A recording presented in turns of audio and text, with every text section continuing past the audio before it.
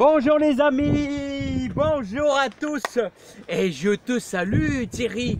Alors Thierry, ça me fait plaisir de voir des jeunes, super jeunes là de 15 ans se lancer un peu comme moi quand j'ai débuté avec mon grand-père dans le jardin. Ouais. Et bon, j'ai commencé à 10 ans, mais je travaillais un petit peu avec lui, enfin travailler, façon de parler. Hein, je portais le petit seau, je portais la binette et mon grand-père me faisait voir, voilà. Alors Thierry, tu m'avais posé plein de questions sur les fraisiers, sur les légumes et comment j'ai fait pour apprendre tout ça. Eh bien, un petit peu à la fois, mais avant tout, il faut avoir la passion des plantes. J'ai toujours été admiratif du verger de mes parents, avec ses pommiers, avec ses poiriers, avec ses cerisiers où je montais à l'échelle dedans.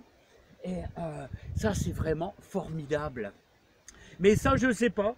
Et ensuite, j'ai appris à greffer vers l'âge de, je sais plus, je devais avoir une vingtaine d'années, par Arthur, là, sur Aversker, qui m'a appris.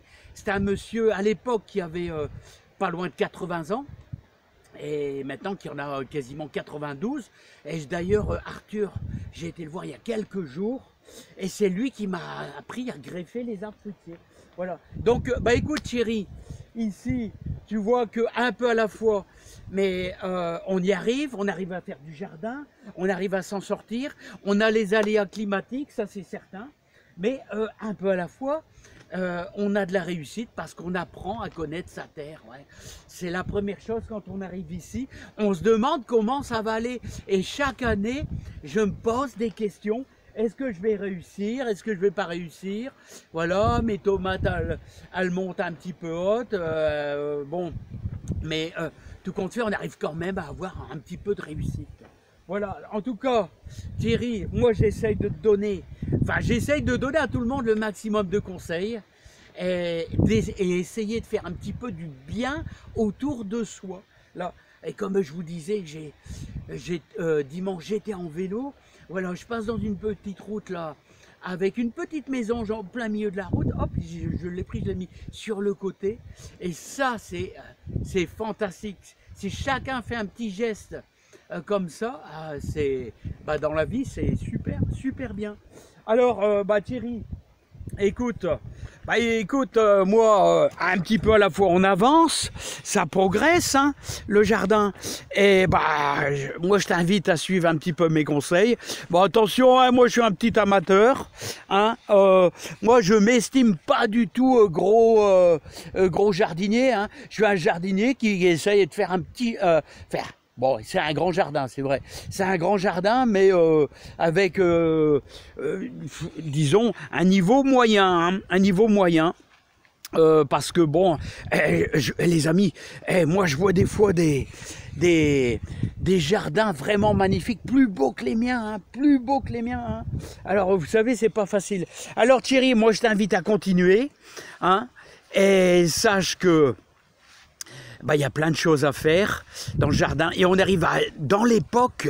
Alors si tu suis bien mes conseils, où tu peux semer plein de choses, comme je disais il y a quelques jours, des carottes, des poireaux, des haricots verts tant que t'en veux, des betteraves rouges.